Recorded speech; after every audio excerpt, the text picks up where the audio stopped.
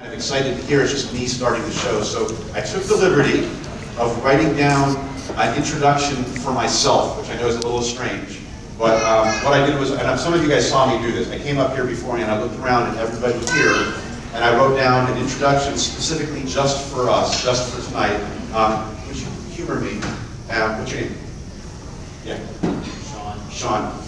I think I'm right already, but would you say the rain in Spain falls mainly in the plains? The rain in Spain falls mainly in the plains. Yes, very nice. That's what I thought. You have a very nice speaking voice. Would you mind being my MC? I won't make fun of you. I promise I won't put you on the spot. But would you come? Yeah, take a good sip here. Drink first, but you'll probably want to put it down because I'm going to have you. No, I'm not going to put you on the spot. I just want to have you come up. I want to be able to hold this. And remind me your name is Sean. While Sean is coming up, since we actually haven't, thanks, I appreciate you coming. Since we haven't officially started yet, yay! This is also a good time just to find out.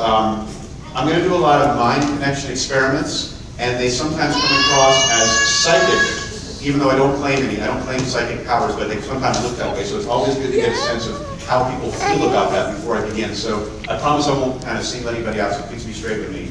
If you believe in like mind reading and ESP and that sort of thing, like if you believe in like mind reading, if you believe that people can have like special powers, that kind of thing. All right, cool, awesome. You can put your hands down. If you would describe yourself as even open-minded, like you think maybe those things might exist, would you raise your hand?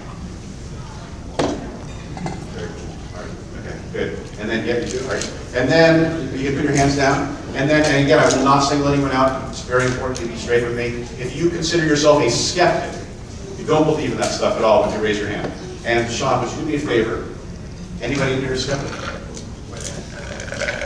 No skeptic at all. Very interesting. All right. And I don't even mean skeptic like non-believer. I mean, you can change your mind if you want, because if you consider yourself doubtful, that's what I mean by skeptic. Like, I bet that kind of stuff doesn't exist. That's what I mean.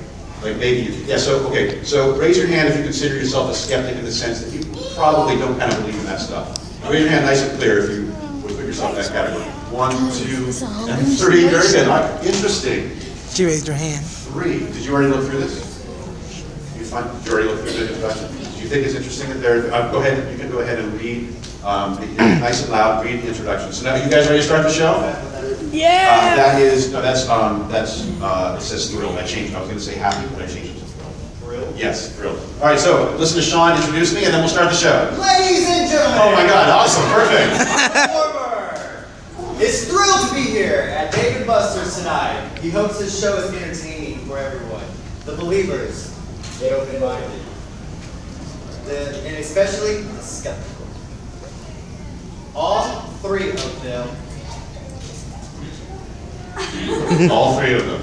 That was never Ladies and gentlemen, Joshua. Close off. All 3 of them. Thank you very much. All right. Now we're ready to start the show. Thank you. Big hand for Sean.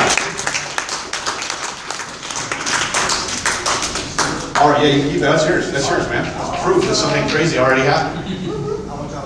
All right. So my name is Joshua, and I do what I do because I've always wanted a world that's filled with, my motto is life is magic. I believe that magic is not something that just happens at a magic show.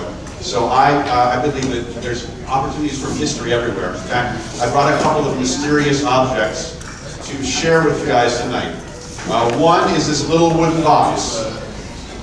And the little wooden box is not for me.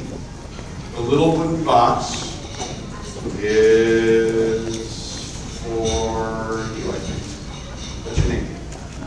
Mitzi. Mitzi, I cannot tell you yet what is in your mysterious little wooden box, because then it would not be mysterious. But I'm going to set it right here, where everybody can keep an eye on it. And in a couple minutes, I'm going to give you a hint, Mitzi, about what is inside. All right? Can you handle that? Also, you guys may have noticed, hanging behind me very clearly is a mysterious envelope, and we'll get back to that as well. Rude.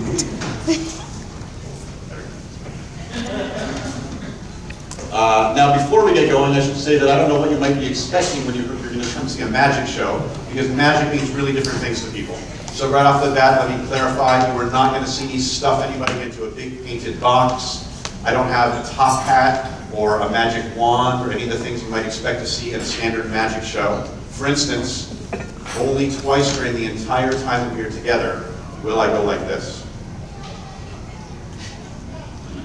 And that's right, that's one of them right there, it's out of the way. So there's only one more of those you guys have to suffer through. A lot of the things we're going to try tonight are more like experiments, but I will do a couple of really cool magic tricks in case the experimental stuff doesn't work, so do not worry.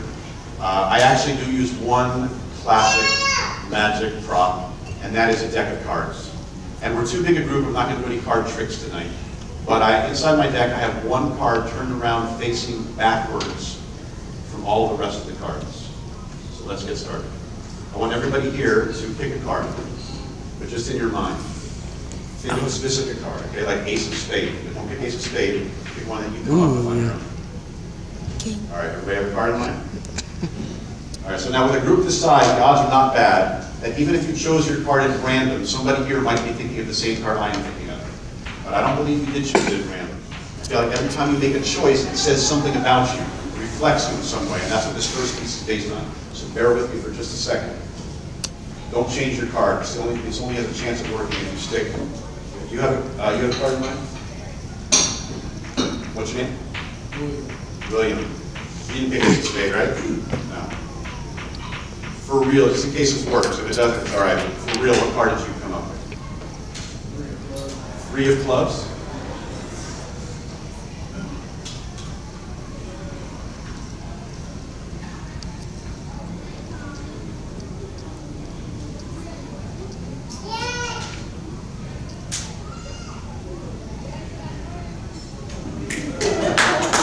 Wow. William has no idea how he did it, but he gets the credit for that one working. That's cool. That's, all right, so I think we're in for a good show. That makes me hopeful. So the mysterious. Voila. I feel like mostly that comes from people. For some people, magic is more like a puzzle. And a puzzle's fine, a puzzle is fun. But a puzzle only has one purpose, which is to solve it. If you solve it, it feels good, but if you don't, it's frustrating. And I feel like magic should be more than that. So, I mean, puzzle. That's